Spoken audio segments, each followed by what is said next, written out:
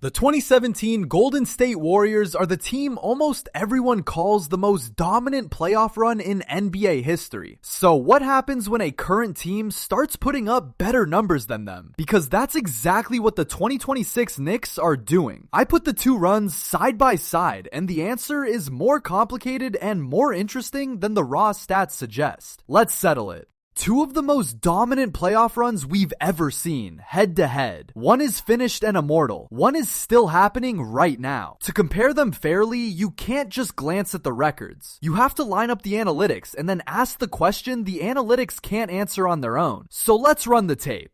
This is Game is Culture. Real quick before we dig in, if you like breakdowns that actually show the math instead of just yelling takes at you, go hit subscribe. It's free and it genuinely helps, so click it. Start with the number that started this whole conversation, margin. Point differential per game, the cleanest measure of how badly you beat people. The 2017 Warriors, the gold standard, won by 13.5 a night. The 2026 Knicks, 17.6. The current team is beating opponents by 4 more points a game than the most dominant run in history. On margin alone, the Knicks are ahead. And it's not a fluke of one stat. New York's playoff net rating is plus 18.3, with an offense scoring at 122 per 100 possessions and a top-tier defense. Those are video game numbers. By the pure efficiency metrics, this Knicks run is statistically the most dominant on record, full stop. So are we done? Not even close.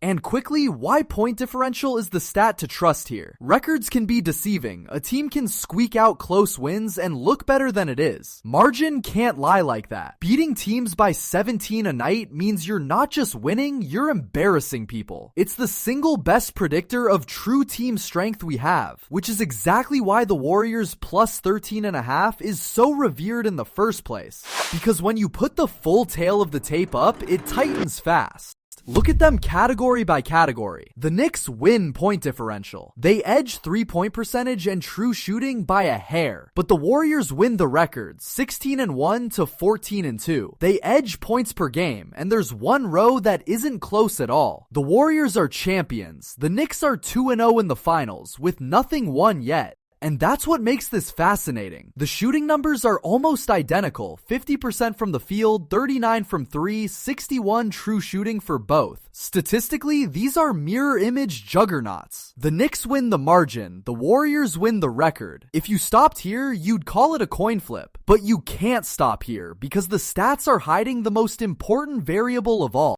Quick interruption, because the next part is the whole debate. Hit subscribe if you're enjoying this. I'm not gonna beg, but I am gonna ask, so hit it, and I'll wait. The variable the stats hide. Who did they actually beat? This is where it flips. The 2017 Warriors ran through a brutal Western Conference, loaded contenders top to bottom, and then met prime LeBron James and the Cavaliers in the finals. They posted that plus 13.5 against a gauntlet of elite teams. The Knicks built their bigger number against a much weaker Eastern Conference. Same dominance on paper, very different competition behind it.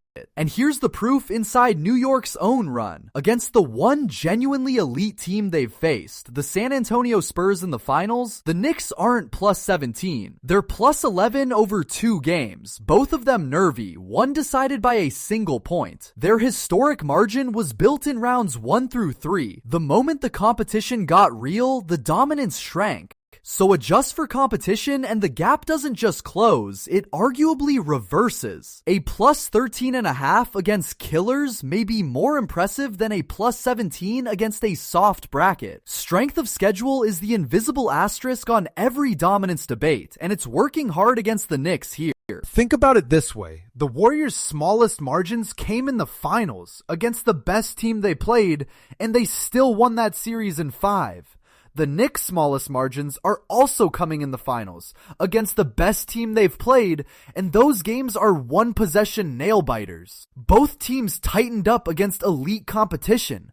The difference is how much room they had to spare. And there are 2 more differences that matter.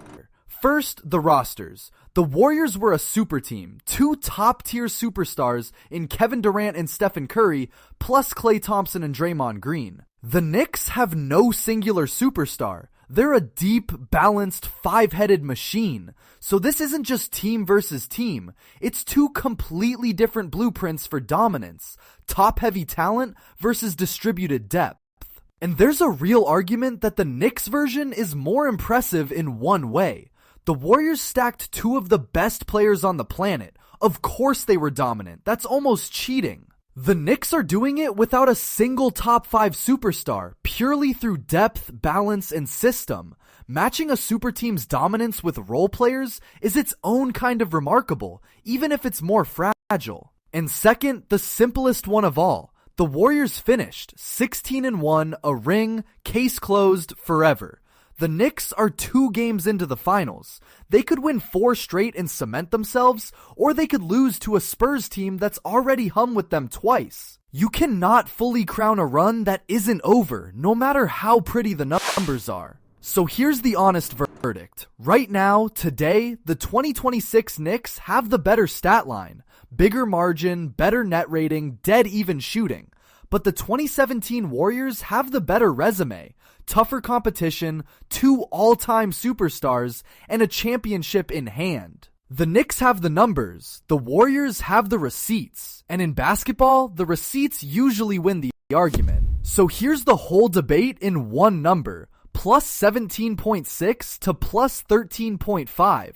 The Knicks are out-dominating the most dominant team ever by margin. The only question left is whether they can keep doing it against the one great team standing in their way, and then actually finish the job the Warriors finished. So I'll leave it with you. Do you crown the team with the better numbers, or the team that beat tougher competition and actually won it all? For me, the Warriors keep the belt until the Knicks finish the job against the Spurs. Tell me who you've got down in the comments, and if you enjoyed this video, please be sure to subscribe. We're in a race to 1,000 subscribers, so please, join the family.